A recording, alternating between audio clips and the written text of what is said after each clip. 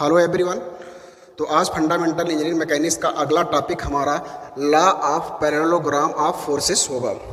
आज हम लोग इसमें फाइंड आउट करेंगे रिजल्टेंट। तो रिजल्टेंट फाइंड आउट करेंगे, किन्हीं दो फोर्सों के बीच का एंगल होगा, एक एंगल दिया होगा किन्हीं दो फोर्सों के बीच, और उन दोनों फोर्सों के बीच में हमारा एक रिजल्टेंट होगा, और वो रिजल्टेंट की वैल्यू हम लोग फाइंड आउट करेंगे with the help of parallelogram. Okay, तो चलते हैं। तो पहली बात तो हम लोग ये जानेंगे कि फोर्सेस क्या है, वेक्टर क्वांटिटी है।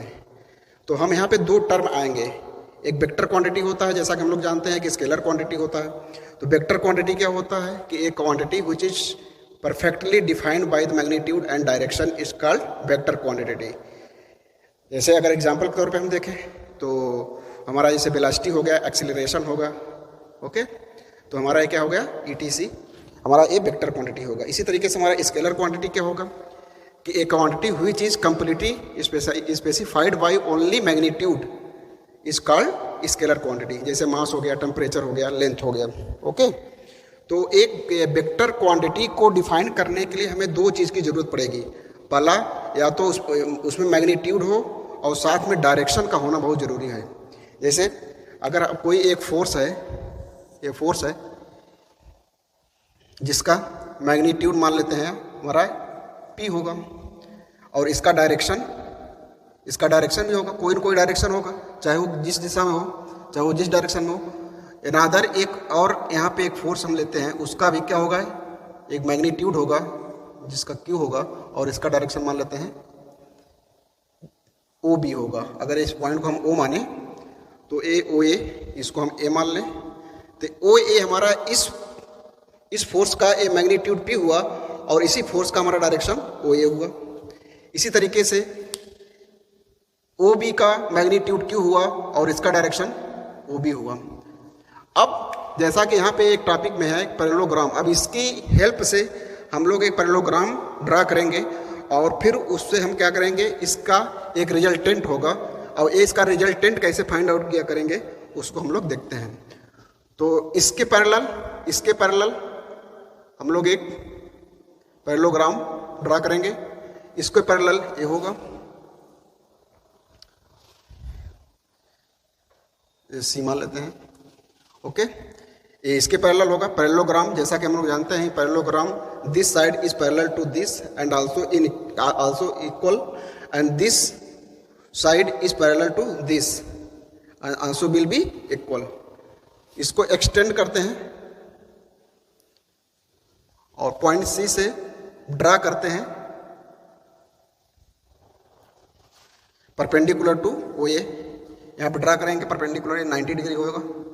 ओके, अब यहाँ पे अब ये पैरेललोग्राम है तो इसके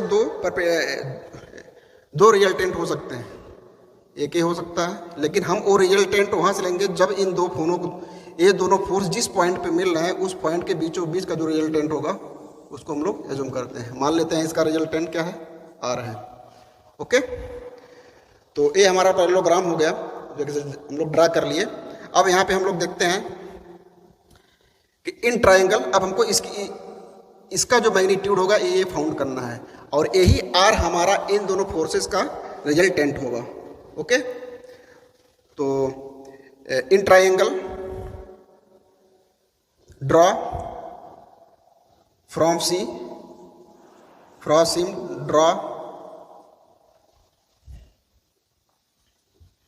CD, draw from C draw CD perpendicular to CD, draw from C draw CD perpendicular to OA, CD perpendicular to OA। Okay, in triangle angle BOA is equal to alpha, suppose that this angle will be alpha. इन दोनों forces के बीच का angle मान लेते हैं हम क्या है, अल्फा है, and this angle will be also alpha because this side and this side are parallel to each other. और जैसा कि हम लोग जानते हैं कि जब दो पैरेलल हो और उसको इंक्लाइंड कोई लाइन अगर कोई क्रॉस करती है तो उसके करस्पॉन्डिंग एंगल हमारे बराबर होते हैं। तो this angle will be alpha and also angle A C A D is equal to alpha. यहाँ पे आप लिख सकते हो चूंकि O B is parallel to A C. Okay, now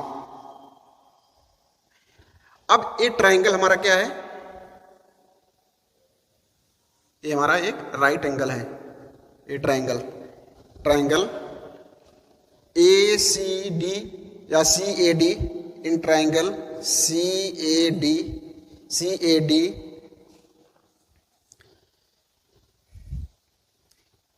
D में हम क्या करेंगे, अब यहाँ पे देखेंगे ए हमारा ट्राइंगल है और इसका अब चूंकि क्या है, uh this side is parallel to this, और पैरेललोग्राम की वजह से हमारा क्या हो जाएगा, ओ बी चूंकि O B is parallel to A C. Okay, तो ए हमारा क्या हो जाएगा, इसलिए O B is equal to A C is equal to Q. अब यहाँ पे हम लोग देखेंगे कि ए पैरेलल ए साइड के है और पैरेललोग्राम के थ्योरम से क्या होता है, हमारा पैरेललोग्राम में ए साइड और इस साइड के बराबर होगा, ए साइड हमारा इस साइड के बराबर होगा।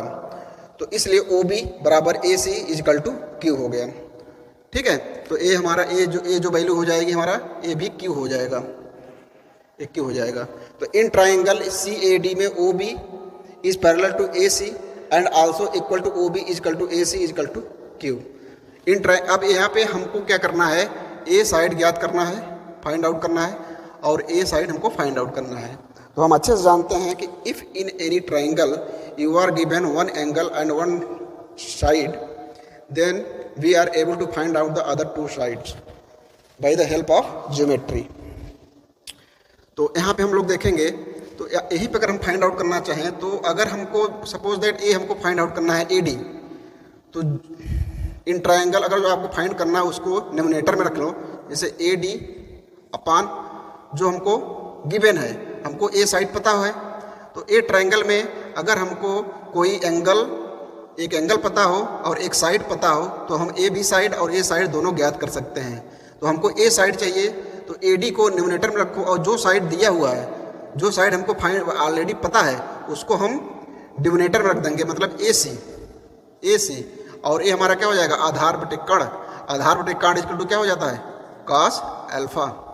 इस तरीके से हमारा फिर क्या हो जाएगा, यहाँ से कॉस अल्फा इक्वल टू क्या हो जाएगा, ए डी की वैल्यू क्या हो जाएगी, यहाँ से अगर यहाँ से हमारी ए डी की वैल्यू हो जाएगी ए सी कॉस अल्फा, ये हमारी वैल्यू आ जाएगी। इसी तरीके से अगर हम इसकी वैल्यू फाइंड आउट करना चाहें सी डी, तो सी डी को हम डिनोमिनेटर में रखेंगे और जो हमको वैल्यू दी हुई है, जिस साइड की वैल्यू हमको पता है ए सी को हम डिनोमिनेटर में रखेंगे, ए इज इक्वल टू हो जाएगा साइन अल्फा।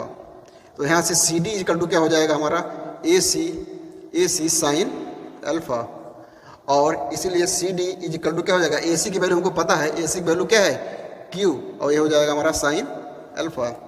इसी तरीके से हमारा यहाँ भी अगर हम ए डी की बात करें, तो ये बराबर हमारा हो जाएगा, ए सी की वैल्यू पता है, तो हमारा हो जाएगा क्यू कॉस अल्फा। तो ए डी की वैल्यू हमारा हो जाएगा क्यू कॉस अल्फा, और सी डी की वैल्यू हमारा हो जाएगा क्यू साइन अल्फा। ओके, तो अब हम लोग यहाँ पे ये देखेंगे कि ये जो पूरा ये हमारा ट्राइंगल है, ये एक हमारा एक राइट एंगल है, ये पूरा ट्राइंगल देखने हैं, जिसका साइड क्या होगा, इन ट्राइंगल ए अगेन हम लोग देखेंगे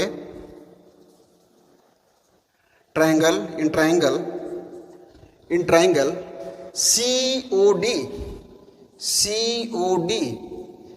में हम लोग देखने जा रहे हैं ओ सी इक्वल टू क्या है, R, O D is equal to हमारा कितना हो जाएगा, O A plus A D.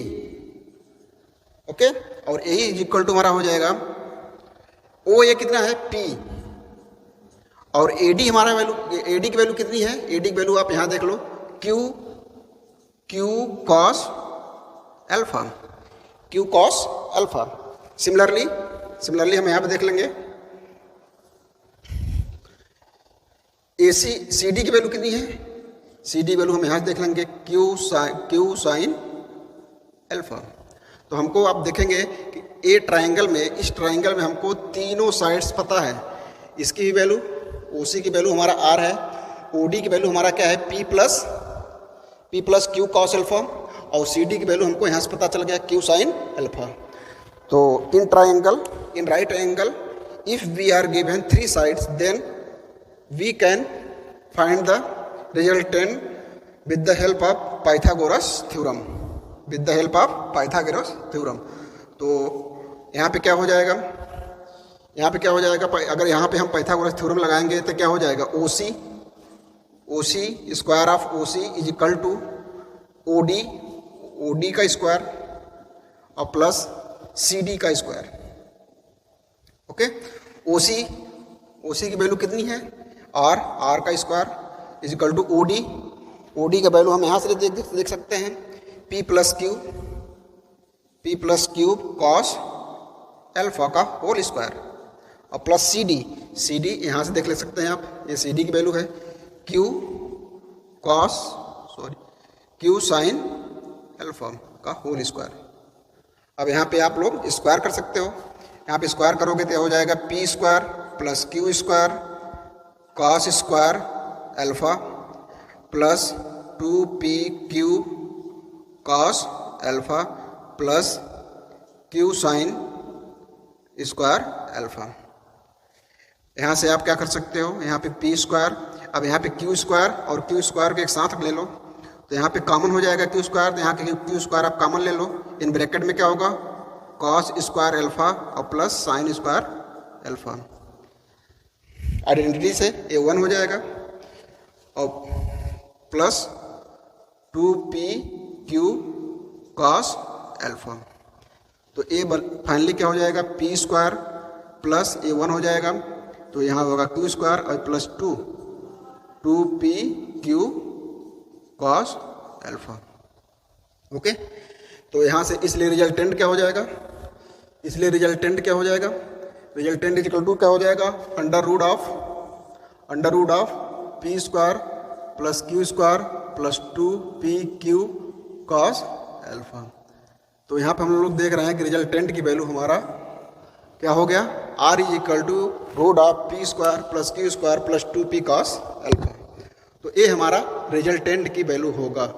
तो यहाँ पे हम लोग देख रहे हैं कि जब कोई दो फोर्सेस के बीच का एंगल अल्फा हो तो उसके बीच का जो रिजल्टेंट होगा with the help of parallelogram हम लोग यहाँ पे देख रहे हैं R is equal to under root of P square plus Q square plus 2P cos alpha. Okay, अब यहाँ पे केसेस देखते हैं हम कि सपोज दैट अगर हम केस 1 की बात करें, केस 1 की, तो हम लोग देखेंगे कि इन दोनों का बीच का जब अल्फा था तब रिजल्टेंट की वैल्यू हमारा वहाँ पे हम दो लोग देख रहे हैं।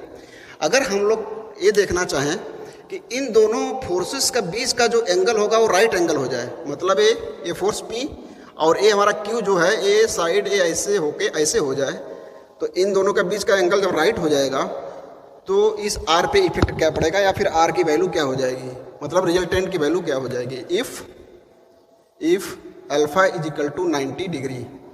तो आपको कुछ नहीं करना है, ये अल्फा की वैल्यू यहाँ पे 90 रख देना है, तो R की वैल्यू क्या हो जाएगी, R is equal to under root of P square plus Q square plus 2PQ और cos 90। ये वैल्यू cos 90 वैल्यू 0 होती है, तो जब ये 0 होगा तो पूरा 0 हो जाएगा, तो इसलिए R is equal to under root of P square plus Q square होगा।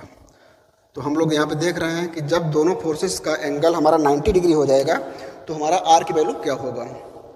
अगेन एक केस और देखते हैं हम लोग, एक केस हम लोग और देख लेते हैं कि if alpha is equal to 180 degree, इसका मतलब ये हुआ कि इन दोनों का फोर्स, मान लो ये P है और एक ए पी डायरेक्शन इस तरफ और एक क्यू है डायरेक्शन इस तरफ, इन ये पॉइंट है मान लो इस पॉइंट पे, तो इनके बीच का जो एंगल होगा 180 हो गया, 180 हो गया।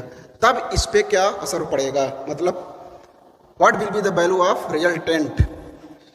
तो फिर क्या हो जाएगा, यहाँ पे r इज इक्वल टू, आपको कुछ नहीं करना है, यहाँ पे अल्फा की वैल्यू 90 डिग्री रख देना है, P square plus Q square plus 2pq cos 180, और cos 180 की वैल्यू हम लोग जानते हैं -1 होता है, तो यहाँ पे वैल्यू हो जाएगा under root P square plus Q square plus 2pq, और ये हो जाएगा इसका वैल्यू हो जाएगा -1, तो -1 हो जाएगा, तो -1।